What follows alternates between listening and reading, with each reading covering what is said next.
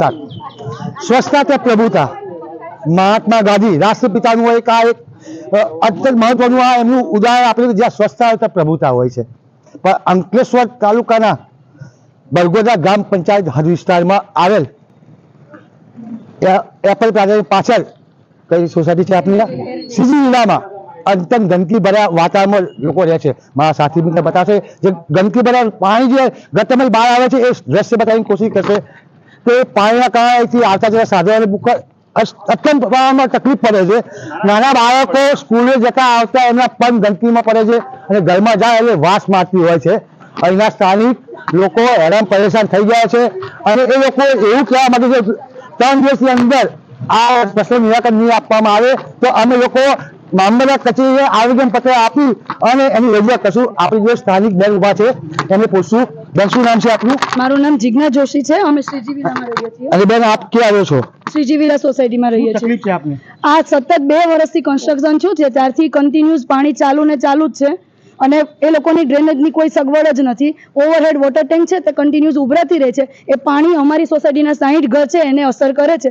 બધાના બાળકોને હાલતા ને ચાલતા તાવ આ તે મચ્છરના ત્રાસના લીધે જે મચ્છરના લીધે થતા રોગો છે તે વારંવાર થાય છે. વારંવાર 3 થી 4 વખત રજૂઆત કરવા છતાં કોઈ યોગ્ય નિરાકરણ લાવેલ નથી.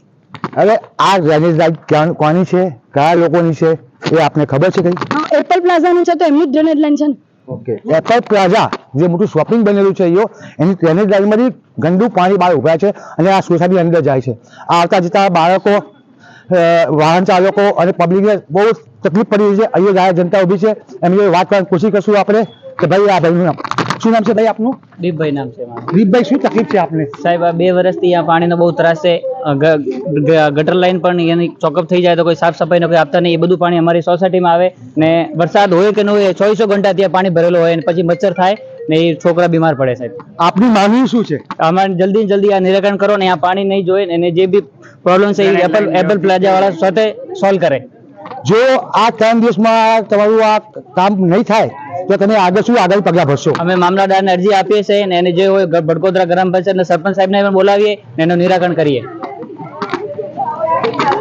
આ જે ગંભીર સમસ્યાને લઈને અત્યારે પબ્લિકો હેરાન પરેશાન થઈ રહ્યા છે.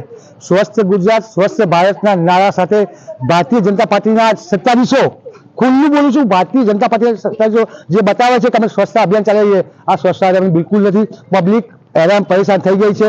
એને જલ્દીમાં જલ્દી એનું નિરાકરણ લાવે. આગામી સમયમાં અહીં જનતા રોડ પર ઉતરશે તો પછી તમને જવાબ ભારે પડશે. દીપ ભાસ્કર દેવ, વિપુલજાની, અંકલેશ્વર.